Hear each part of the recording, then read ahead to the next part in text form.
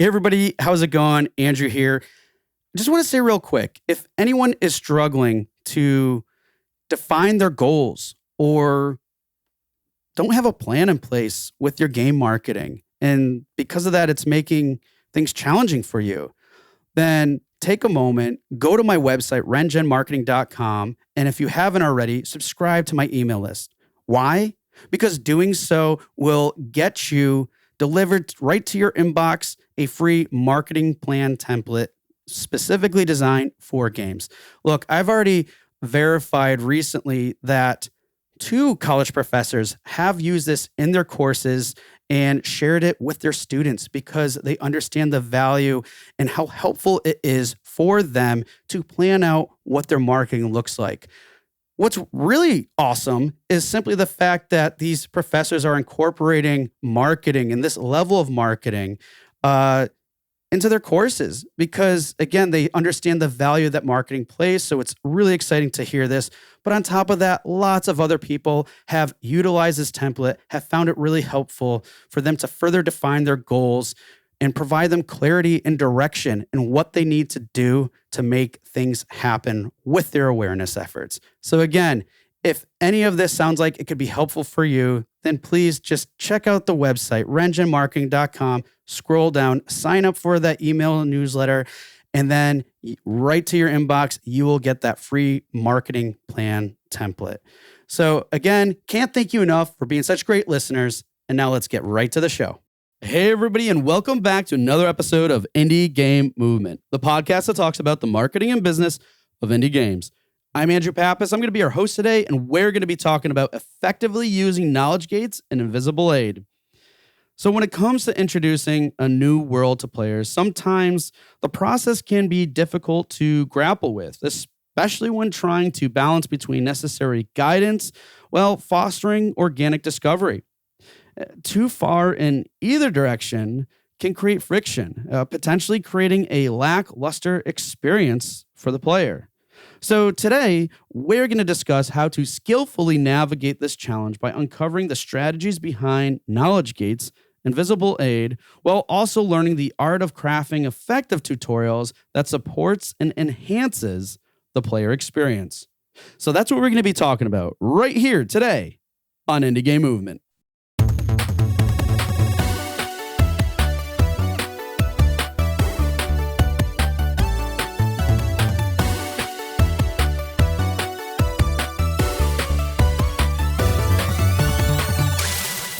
Hey, everybody, and we're back. And today with us, I have Nick, founder of Those Awesome Guys. Nick, how is it going, man? And thank you for joining us today.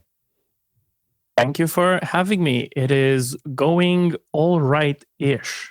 All right-ish. Well, I hope that means things are on the up and up. But appreciate you sharing that things are, just being sincere and honest with how things are going. But hopefully they're going to get better today after we have this awesome discussion. But first, as I mentioned briefly, Nick is the founder of Those Awesome Guys, which is a publisher. They do some of their own games and obviously publish others.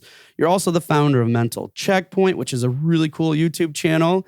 And you've been a game level designer and tech lead for over 15 years. So lots of experience there. And I mean, real quick, just take a moment, please, and share with us, what is Those Awesome Guys in terms of a publisher? And could you share a little bit more about your YouTube channel too? Right. So I am juggling a million things. A bunch of asterisks there on the 15 years and whatnot. I started off with Flash games back in the Newgrounds era. And I made a bunch of those for a bunch of years. And then I started working on a quote unquote real game, that .exe that goes on Steam. That game being Move or Die back in, I think I started in around 2012. Move or Die came out in 2016. It turned out to be a commercial success. I call it the friendship ruining game. It's a 4-player party game. And back then I was wearing a lot of hats. I was doing all the game design, all the marketing basically for it, managing the team and whatnot. And after Moverdie came out and brought me a bunch of resources, both in terms of like money and people as a team, I figured, hey, I could help out other developers with their games because it turns out I happen to enjoy this marketing thing. So I became a publisher, also under the name of Those Awesome Guys, which was just like a necessity. If you want your game on Steam, you have to be a legal entity. Therefore, you need a name. So that's what I came up with back in the day. Became a publisher. I published a game called Monster Prom. I think this was 2017 or 2018. Also considered a commercial success. And then I continued the publishing efforts. Recently, we just released a game called Yellow Taxi Goes Vroom, which is a super fun, like Nintendo 64 love letter of Crazy Taxi meets Mario 64. Sweet. And in the meantime, I also figured, hey, since I've been doing this for a while, both making games and publishing and making friends in the gaming industry, I have a lot of knowledge on a bunch of things, both design and marketing and whatnot. And I figured, hey, I could share that with everyone on YouTube for free. So I started a YouTube channel called Mental Checkpoint, where I haven't posted in like a year. So I would really like to get back to that eventually. It's a YouTube channel where I just talk about random design topics, and I get to have a little bit of fun with video editing. And juggling those things for now. And I'm sure we can all relate to juggling of things, but it's awesome, what your story has been and up to this point too, and the fact of what you want to do in terms of giving back to the community on those fronts. And yeah, hopefully when some of these things start to settle more and you have a little bit more time, we can see a little bit more activity. But I'm sure that whatever you have on the channel currently is probably still really helpful stuff. And I love that, the title, because I mean, at some point we all need a mental checkpoint. So it's just very, that was kind of my goal of, I could pick a design topic and like do a deep dive into it and make a video with everything I know on that topic. So it acts as a mental checkpoint for when you're working on your game and you need to, I don't know, worry about the tutorial or like a combat system or whatnot. Yeah. So you get back to that video. Absolutely love it. Well, hey, thanks for sharing that insight. Well, that info more so than anything else, but we want to kind of get to know you a little bit better. So folks, we're going to have Nick go through the cue box round. And for those of you who aren't familiar, it's just a series of a few random questions I prepared here for Nick. So Nick, are you ready for the cue box round? No. Go for it. That's the first time I've had someone say no. But I mean, I know you're kidding, but still, like the first response I've ever had no was just love it. Okay. Isn't this like the 350th episode or something? That's a bigger subject, but it's 300s? Episode number 350. Yes, it's in that bracket. I'm glad to be the first one. Yeah. Okay. This is awesome. All right. First question is, why do you make games? 'Cause they're fun. I don't think about it too much. I grew up with video games. I got curious about how they work. They were kind of the medium that triggered that sense of wonder in me as a kid, playing them and like wondering what's even possible in this medium that is interactive. I got curious. I started looking into like games files, trying to get into modding, and one thing led to another, and I ended up making video games. It was less of a choice and more of I found myself in the middle of it, and now I'm maintaining it out of momentum because I still like video games very much. There's a lot to explore, and they're also a huge challenge to put together because I still think making a video game is probably the most difficult thing I have ever done because it's a combination of all the disciplines in my life coming together to contribute to making a good game. So it's fun both to make and to interact with. I love that response too, and to see it that way, I think is important. Uh, I think sometimes on the show we've talked about that in some capacity, but again, it's just another good point to emphasize that, it integrates so much, not just from what you're doing in the game, but also, personally probably and life aspects and things like that. So I love that you mentioned that. So thank you. All right, next question. What's your biggest gaming pet peeve? I'm gonna go with so aside from like the absolute horrible state of the industry and the toxicity of like games being driven by profits and a lot of this being the fault of the players, I'm gonna go with a lowball and just say like horrible tutorials in games. I'm sick of pop-ups that teach me how to play the game with a wall of text. You don't like the pop-ups, really? No. They are garbage. All right. Well, no, that's a good one, and a very on topic here because as I mentioned in the intro, folks, that's kind of what we're going to be talking about a little bit and more. So good answer, and I agree. I don't like horrible tutorials too.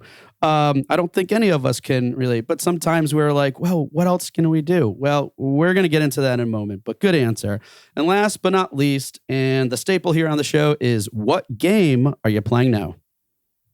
Tetris. Just like old school Tetris or?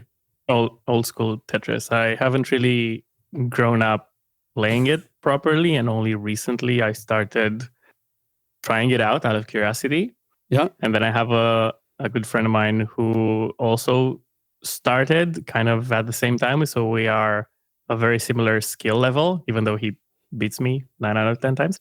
But we get to progress together in terms of skill and stumble upon new techniques and whatnot. So it's very fun to explore a game like that nowadays, because when I want to learn something about it, I go on YouTube and I look up like Tetris guides, and the video is uploaded 15 years ago and it's still up to date.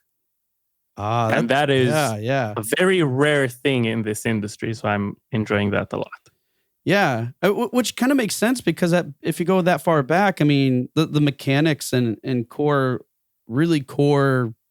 loops and what was available back then are pretty limited. So it's not like, it's like that's how things had to start. So naturally speaking, I mean, there can't be much change from that if that was the thing. That right? Yeah, it's a fairly simple game at its core, and nothing has changed fundamentally, especially if you're playing the OG rules. It's just that we got better at it, and we stumbled upon new techniques and whatnot, and we're pushing the limits of it. But yeah, the mechanics are the same, so the same tactics apply. That also worked a few decades ago. Yeah, I made an interesting realization recently with another game in a similar context like Tetris is because my daughter loves this, is Uno. And there are so many different variations of Uno now, and I just learned about Uno Flip. And it's just, for me, it's just mind-boggling because it's like you had the simple concept of a game, but yet now there's so many different variations. I think we have like Minecraft Uno and Super Mario Kart Uno, and it's not just like, oh, we're slapping now characters on these things and now it's a new Uno game. It's the mechanics actually change too, so there's a lot more depth in something. But it's just like, I don't know, I just find it crazy how the iterations of these things and probably how we see in games too transform and change. So anyways, I digress. But there was a recent meme. Well, recent, that we've been playing the reverse card wrong, and something the official rules say that you cannot play a reverse card on a reverse card. Oh yeah, I'm not sure of the specifics, but that relates to another thing known as house rules. Yeah, back when we didn't have access to information as easily, we just made up certain rules, and certain games were played differently depending on who you played them with. Yes. So that was also an interesting thing. Yeah.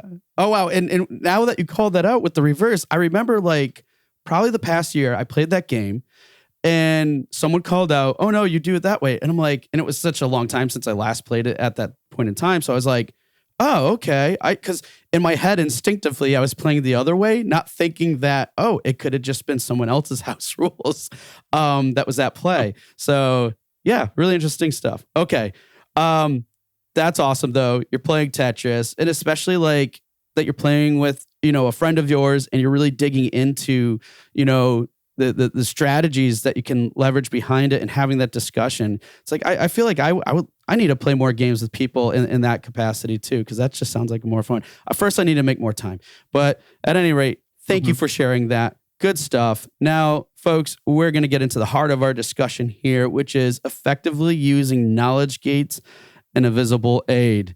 So, all right, Nick, to kind of kick things off, I want to dive in real quick in terms of this concept, right, of knowledge gates specifically. So what does this mean in terms of the context of, just game design as a whole? So it's something I made up. It's something that I kind of observed in other games, and I don't know if it has a name. And I'm planning to make sure it has a name. Are you familiar with soft and hard gates in video games? I am not, in terms of specifically that term as it may, relate to, game design and such. Yeah. So in game design, when I work on a game, I can create a level that has a hard gate. That means that, let's say you encounter a door that requires a key. Yep. You going to get that key means that you're going to unlock this hard gate because there's no other way for you to pass through that door. A soft gate is a gate that, so all of these gates basically gate progress from the player. A soft gate could be, let's say, a powerful enemy that you have to level up to defeat, but you might also be able to cheese your way around him. So that's kind of a gate with multiple possibilities, or it's not like strictly enforced. It's not true or false. A knowledge gate is a gate that only requires your knowledge and nothing else. And the best example of this is Outer Wilds. Not sure if you played it. It is also a very difficult game to talk about because of spoilers, and specifically because of its design relying on knowledge gates almost exclusively. Have you played Outer Wilds? I have not. So I'm just trying to think of, there's a lot I haven't played. And anyways, there's just a lot. As much as I love games, it's hard to find the time sometimes. That said, I'm wondering if, I'm trying to think of a very simple analogy here. Like, okay, Super Mario Brothers 3 is the white block that you can then hide behind considered as a knowledge gate? But I'm having trouble remembering the mechanics of that's okay. So in I think one of the first few levels of the game itself, if you approach a white block, which is something you can platform on, if you press and hold down, then you can go behind the block, and in doing so, you can go to the end of that level, and then you get to a secret position where I think you can receive a special item. I would say that, yeah, that could be considered a knowledge gate. But it sounds like there's varying degrees too of this. Yes, that is the difficult part, because a lot of things in game design is not black or white. It's correct. A lot of it depends. So in this case, I haven't nailed down the exact definition of what I would consider a knowledge gate to be, but the idea of it is that it relies on your knowledge while requiring little to no skill to pull off. Naturally, you still need to, interact with the game in order to do things, be it press the right button to move. Could that be considered a skill requirement? Maybe. Right. Depends how pedantic you want to be. But yes, it's basically I don't have to execute anything tricky. Okay. Yeah. Well, this is interesting. Well, why don't we dive into a little bit more with this? And I'm sure we'll come up with some other examples and stuff, or naturally. But how would you say that knowledge gates kind of manifest themselves in, various types of games. But let's say like with honing in, and especially with like, indie games in particular, like how do we start seeing what these knowledge, gates are in whatever the game we're playing?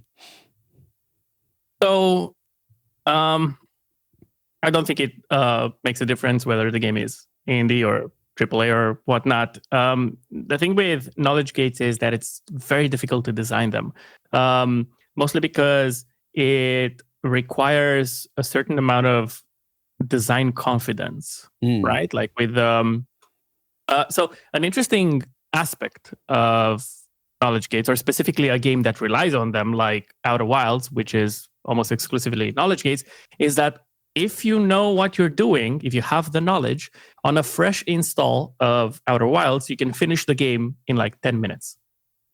And as a developer and a designer, that is very intimidating, right? Because you're always thinking, or like you're always worrying that what if someone stumbles upon the answer by mistake?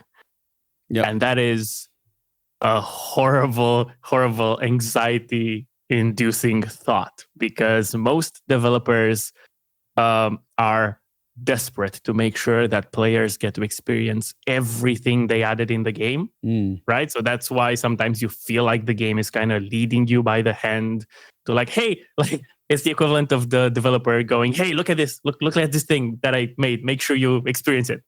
It's kind of the mentality of like the higher up that doesn't understand the vision of the game, right? And they have to make sure that I paid for the developers to work on this game, the players better experience it. And then on the other hand, you have the Souls series that do not care, and they hide entire sections behind super obscure illusion walls and whatnot. And it takes a certain amount of courage to do something like that, because you run the risk of having the player think that the game is smaller than it actually is. But on the other hand, when it works, it really works. And it kind of creates that aha moment on the player's half when they stumble upon a huge amount of content that was there all along. And you go, oh, shit, I had no idea that was there. Okay.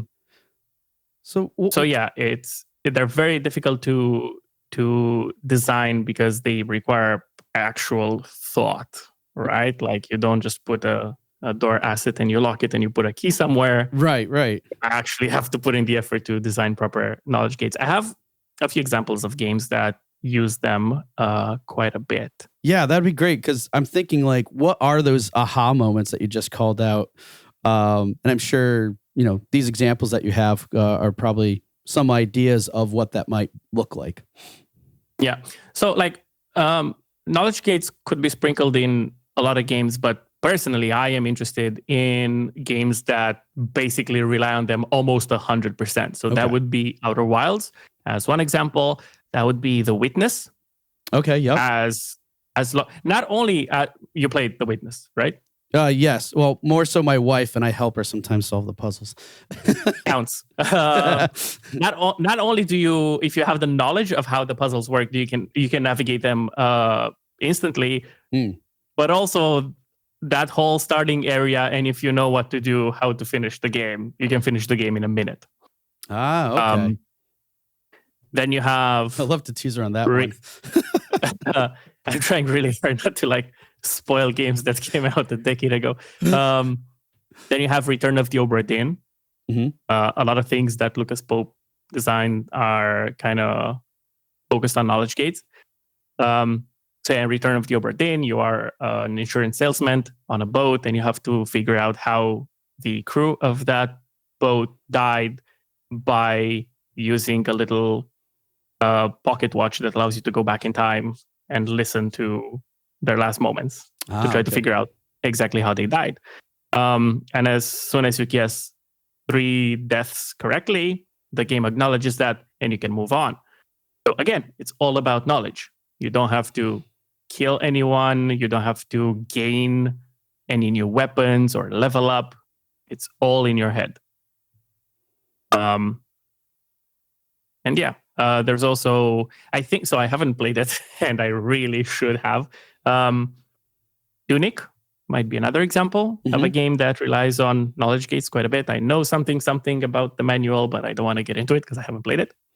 And yeah, those are a handful of examples. Also, I think Rocky Tori 2 has certain aspects of it using knowledge gates. So in a way, and I'm just summarizing it in this context because I don't think it can be done so holistically here, but it's still applicable to a degree. In a way, these knowledge gates are almost like, hey, I know the answer to the puzzle, where like you could take X amount of time to figure this thing out. And in this case, if we're within this context, it's this game experience. Now it can take me X amount of time to do that. But once I have the understanding and knowledge of it, I could, in theory, solve it at a much faster rate. But I think, and I'd like to maybe like talk or dive in a little bit more here too, is it's also about in terms of how it really, and this is where I think the complexity comes with executing knowledge gates effectively is, to what degree, like how much, like how are you training essentially the player to pick up on these things? Are you allowing enough information through gameplay? I'm sure to some degree, depending on the game, narrative could be a component of that as well. But we'll just focus on like the core mechanics for now, because that's more of a show don't tell example where narrative could be maybe a little bit more telling, if you will.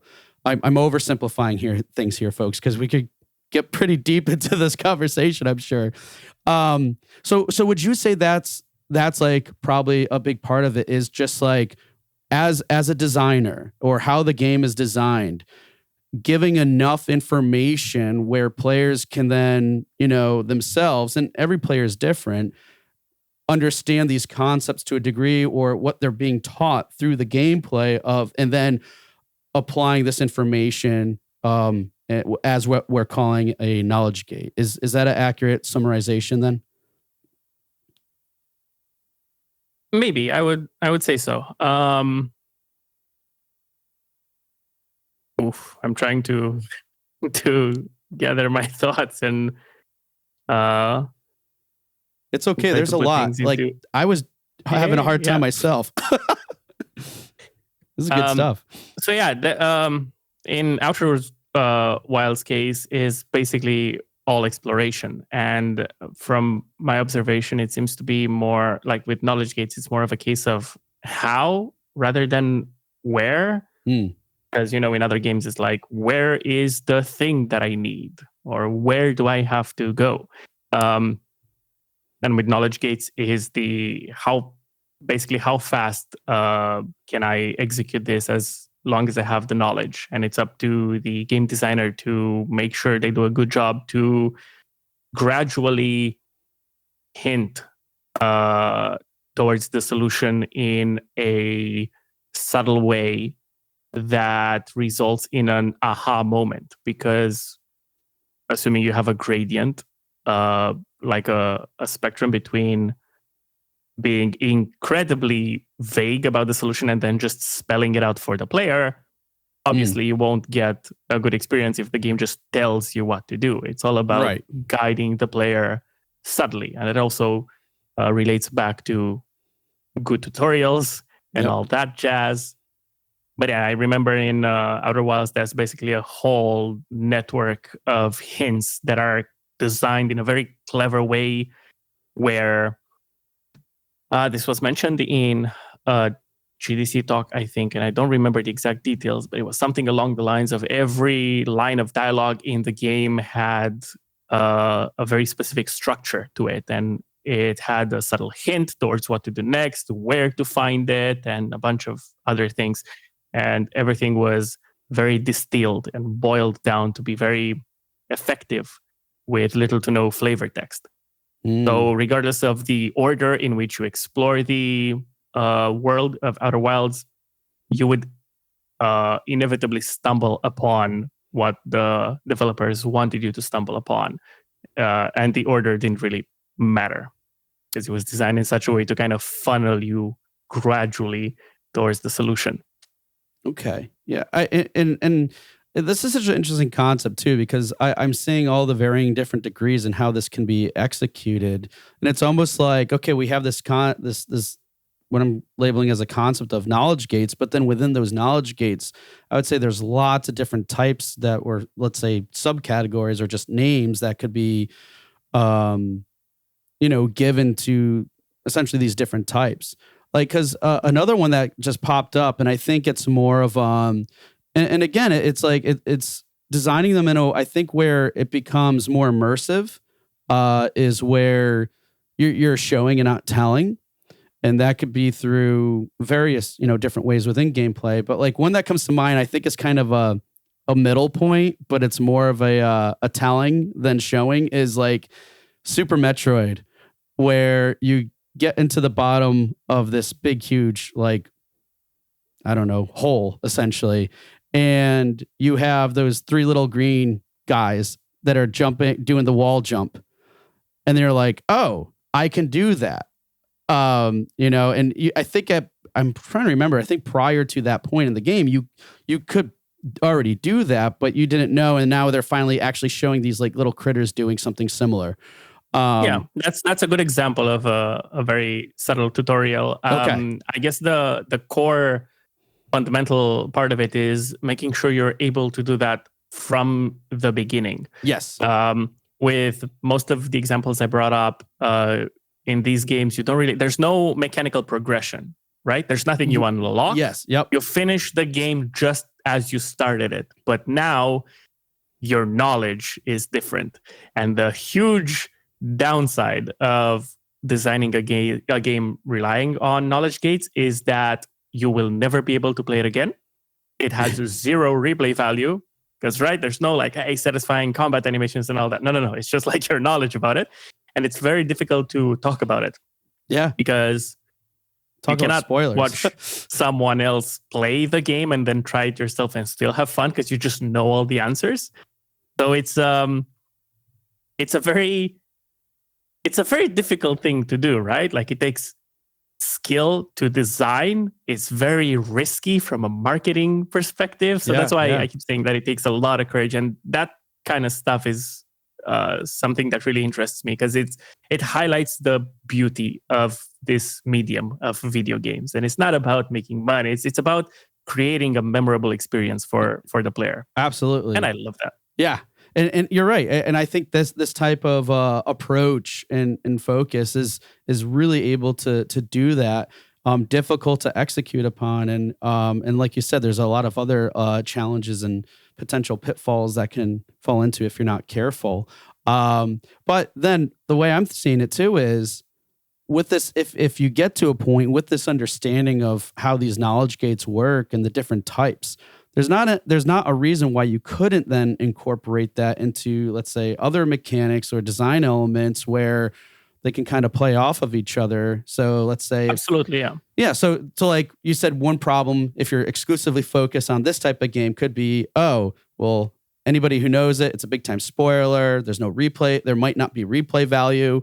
So then it's like, well, how do you incorporate other elements to then get to those other factors? Like, okay, we did this, and now we have higher replay value. So lots of interesting things can come down there. But I think at first, you need to understand what those knowledge gates are before you can start effectively doing everything. Because then, well, usually when people try to lead with something that they don't fully understand, it just makes it harder to pinpoint or nail down. And then you're creating more questions than answers for yourself at that point.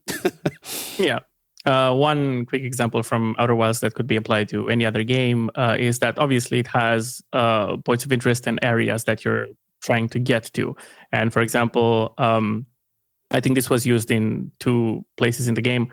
There is one intended main entrance to that area that you probably have to solve a puzzle to get inside of it. It requires some knowledge. And once you're inside, the game guides you in such a way that you can get out of that place in a new spot that was acts like a second hidden entrance. And now that you've exited that spot from that point, you go, oh, now I know where this is. And you realize that has been there all along. Yeah. There were just like insanely small chances that you would stumble upon that secret entrance randomly. I But felt the game carefully guided you to stumble upon it. yes. I mean, well, very different. I felt that way a lot with Skyrim and a lot of the dungeons areas. Because then at a certain point, though, you're like, okay, these are all essentially designed the same, with some slight variations. And then you're kind of thinking, oh, well, what if I want to go this way and get an advantage over, the NPCs that I have to fight and the enemies and such. And so okay, cool. Yeah, lots of really interesting things there. Now, we talked briefly about tutorials, like we just mentioned them really, but I would like to get into kind of that a little bit, and also more so like invisible aids. So, well, let's talk about tutorials real quickly. When we're creating those things, and we know that we all have problems with them, but it feels like a necessary evil sometimes, right?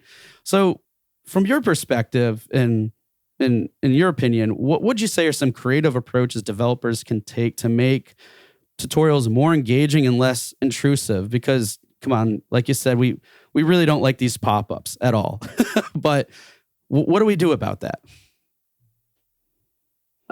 We don't fucking treat it like an afterthought. We could start with that, and go from there. It is very frustrating because so there's this saying in game design that you should make your first level last, and not last as in last a long amount of time, but like as in the last thing you do, because by that point you've been working on the game, you've been designing all the mechanics of the game, and you're familiar with how the whole game works. So now you can make the first level the best way you can, because you know everything else that is in the game. So you can teach players what they need to know. The problem is a lot of developers consider the tutorial as an afterthought that is kind of slapped on at the end of the development cycle. And also a lot of the times they run out of time and development budget. So that's how it manifests into like quick pop-ups, because those are very easy to create from a production perspective. And the best tutorials are the ones that are very tightly integrated in the actual game. I feel like I'm slowly becoming like the tutorial guy, because I've been talking about this for a long time, and it's just like a pet peeve of mine. But yeah, no, we gotta teach players how to play the game. It's a necessity, and it's down to like, how do we do that? The answer being we should do it gradually through gameplay, but that's not easy from a development perspective. So what I keep saying is that the best tutorials are the ones that you don't remember, because they are so good. They just felt like you're playing the game. So usually Portal comes up as the example of a game that is 100% tutorial. And for good reason. The tutorial shouldn't be something separate from the game. It should be something that, like, you shouldn't be presented with an option of, do you want to play the tutorial or the real game? Yeah. Because who will pick the tutorial? No one. They're just setting yourself up for failure by doing that. But yeah, teach gradually through experience is what I say. And you can use a bunch of tools to make sure you craft a good tutorial. Let me double check who said something in. What was it? So I talked about this in my mental checkpoint video on tutorials, and I'm just gonna regurgitate a bunch of stuff from there. But there was someone called Asher Vollmer, who in a GDC talk mentioned that the 4 core attributes of a good tutorial should teach, comfort, excite, and respect the player. And as long as you try to hit all 4 of those, you're pretty much guaranteed to have a good tutorial. Yeah, I like that, like kind of that framework and how you can break it down. Yeah, it's a really good way to approach it. Now, I'm wondering too, let's say for more advanced games, and what I mean by that is like a lot more strategy involved. Let's say, a 4X grand strategy. And I think this is a bit of extreme here, but like where do tutorials kind of fall into place here? Or Is there some element of, hand holding to a degree, or could there be other creative ways, or just, what you outlined and mentioned in terms of like kind of like showing and not telling? What would you say for something like a game like that or a genre like that?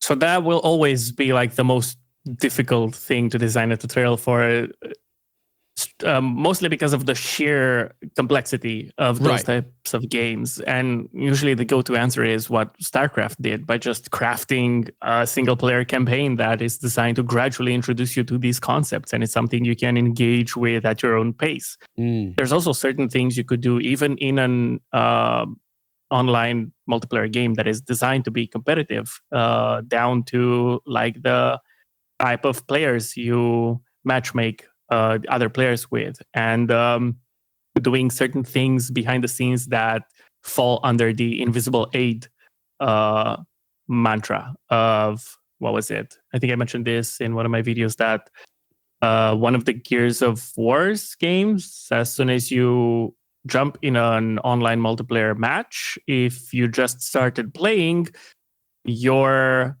bullets deal more damage. They don't tell you this, but you outright deal more damage until you get a few kills, and then they gradually ramp down your damage back to normal values. So those kind of little tweaks behind the scenes to create a smoother experience could be something that we could explore. I haven't thought too much about how I would personally do this in a 4X game, but yeah, that's where I would start to look. That's pretty awesome.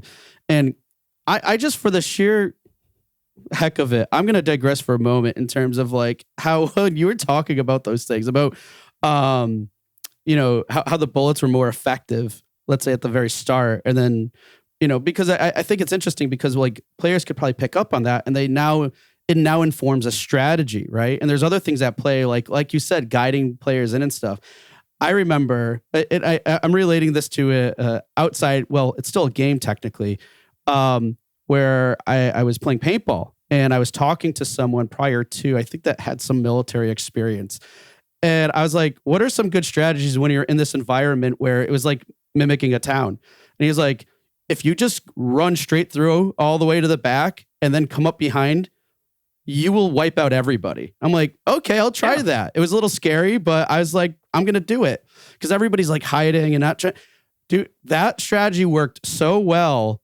Like I took out half the team, and I have no experience. I think that was my first time ever playing paintball, really. But it's like that's like unlocked the cheat code. Yeah, basically by just asking like, what would you do? And they're like, I would do this. I'm like, okay, cool.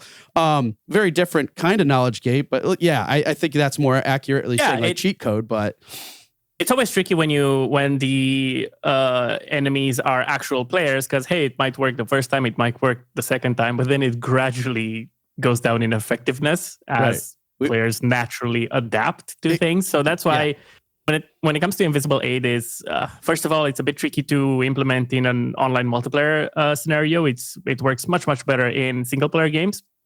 Although in my game Move or Die, I do have a bunch of invisible aid stuff, even though it's an online multiplayer game, and we can talk about that.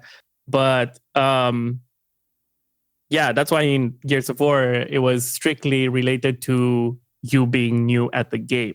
It wasn't something that you could exploit, because you literally lose access to it almost immediately. So that again, so this understanding of invisible aid is like, it's almost more so of a technique to kind of empower and almost direct a player to take a certain action.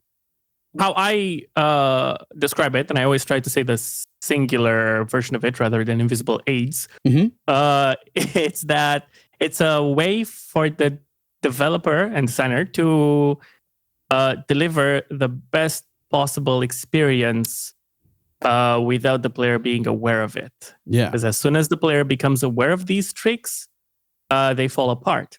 And that's why magic shows are amazing.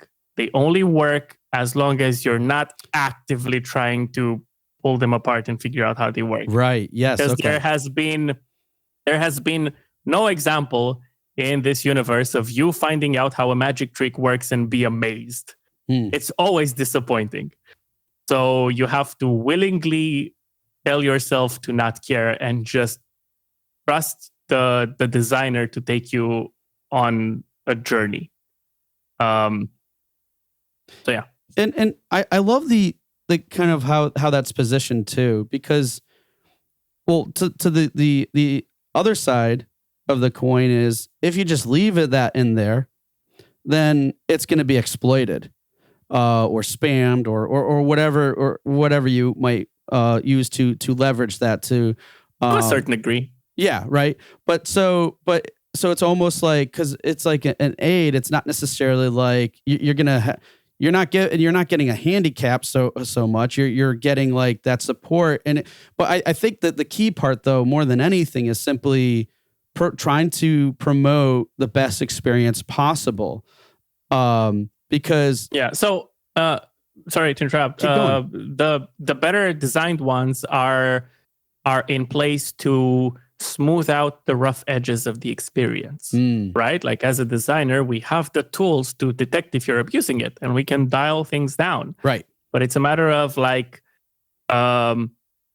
very subtly nudging the player in the right direction, both mechanically and in any other way to make sure that they get the best experience. But yeah.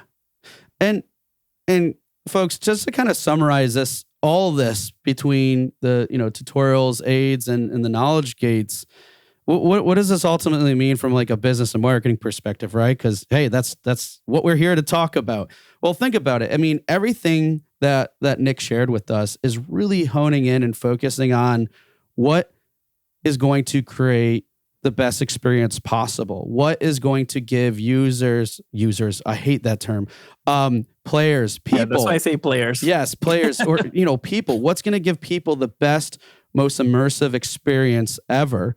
And, we all know these things like empowering them, giving them agency, control, like all these factors to the point where, and the empowerment part is like we discussed with the knowledge aspects, but also even with the invisible aids, if those things are implemented in a way where it's not, yes, you're crafting and designing this experience like with intent for them to go a certain direction or do a certain activity, but if they don't know that and feel that this is all me, that can translate to people talking about the game, talking about how it makes them feel. And if that's the case, then it can translate to sales. It can translate to other, results you're looking for. And that's why these things, and again, why every now and then I'll talk about how development is not much different than when it comes to marketing, because these things all translate and are kind of work in tandem with each other, even though lots of times we like to silo them. So that's why I wanted to just circle back to that whole concept and everything of, marketing and how this relates, even though we're really specifically and honing in on the design here, because they do completely relate. Because Nick, like you said, it's at the end of the day, it's really about that experience. And if you're having that great experience, that translates into other objectives that obviously we want to, succeed at. Yeah. So I'm not very interested in what makes a game sell. I don't particularly care about that. Right now I'm in a point in life where I just want to make weird shit, like just games that explore interesting novel concepts and whatnot. So my priority is to make what I consider to be good games, which is an attribute that differs from person to person. Knowledge gates, invisible aid, and properly designed tutorials are just a bunch of tools that you can use to make your game better. And ideally, if you use a lot of these tools in a good way, you end up with a game that it's going to be recommended to you by a friend that says, hey, dude, you should play this game. I'm not entirely sure why, but it's like really good. Yeah. So it results in that thing where you like a game, but you can't really put your finger on why, but you just know it's a good game. And that's kind of what I'm aiming for right now. Yeah, I would say what you're aiming for then, and just another way of phrasing it from my perspective, is you're just simply leading with the right intent. Because if you do that, I feel then other things basically fall into place. Whatever, regardless of what those objectives are, I would say that they, in more cases than not, they would start to fall into place. And if they don't right away, it could be a matter of just, hey, this is something new and you're still learning, or because it's all an iterative process anyways. But yeah, I that's how I would look at it too, is just leading with that right intent. It's a game that people want to play because it's a good game, not because it was marketed well. Right. Because again, it goes, just because a game can be marketed well, you could have the biggest marketing budget in the world, but if you're not delivering on what you're promising or delivering that experience or whatever the case may be, the marketing's not going to save it. Hey, that's what reviews are for. Yep, exactly. So really good stuff. And, I am glad that you brought it back, because I think marketing is important. We kind of think of it as like, we in general, we might have two different perspectives of it, like it's good or bad for X, Y, or Z reason, or based off of our own beliefs, biases, whatever the case may be.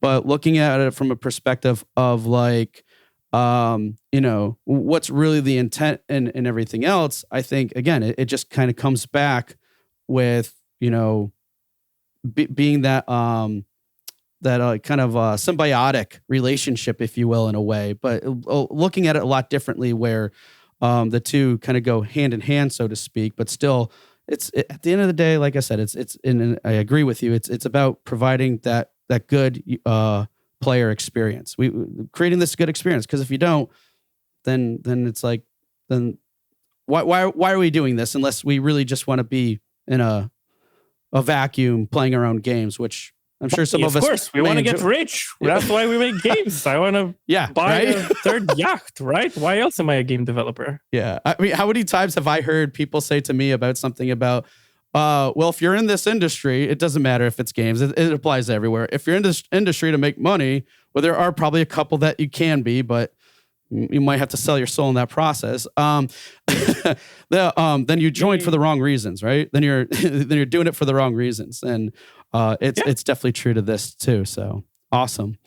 All right, well, we're coming on time here, but before we close, would love for you to share, 3 tips, suggestions, recommendations for our listeners today, based on what we talked about.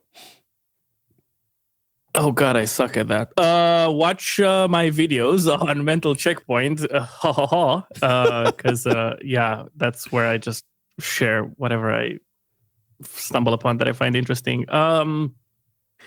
Play bad games, because that's important, and that's a fun thing to do as a designer, and try to identify why they're bad, and then talk to developer friends and play their games and give feedback and try to figure out how other players think and design their games, and cherry pick what you like. That will eventually lead to your own design fingerprint / signature as a designer. I like that. Don't try everyone happy. Just do your own thing. I like that last one in particular, because we may look at certain things like a way like, oh yeah, games I like to play and stuff. And I am so bothered by how every game needs a fucking crafting system nowadays, and every game needs to give you 3 upgrades to pick from. Can we stop? Can we just try new things? Can you tell I'm salty? just a little, no, it's fine.